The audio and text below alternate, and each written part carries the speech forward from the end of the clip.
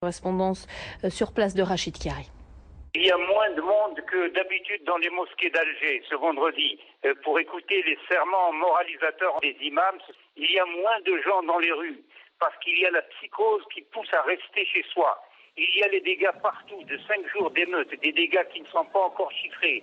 Il y a des victimes dont on ne parle pas. Il y a les blessés par dizaines entre policiers et manifestants. Il y a les arrestations, les tabassages en pleine rue. Il y a des règlements de compte, des cambriolages par dizaines et partout des traces d'incendie, y compris dans les zones industrielles avec des centaines de voitures brûlées, des sièges Ford, Suzuki, LCCOM, Renault partis en fumée. Il y a les déclarations des chefs islamistes radicaux qui cherchent à récupérer la situation, ce qui inquiète les gens parce qu'ils ont déjà l'expérience des années 90.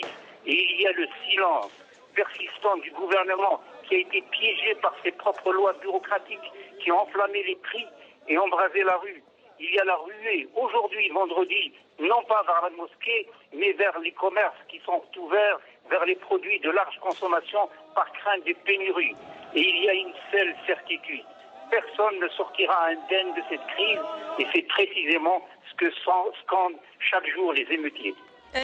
Rachid Chiari à Alger, puis on a appris à la mi-journée également que tous les matchs du championnat d'Algérie étaient reportés à la suite des manifestations dans le pays. L'Allemagne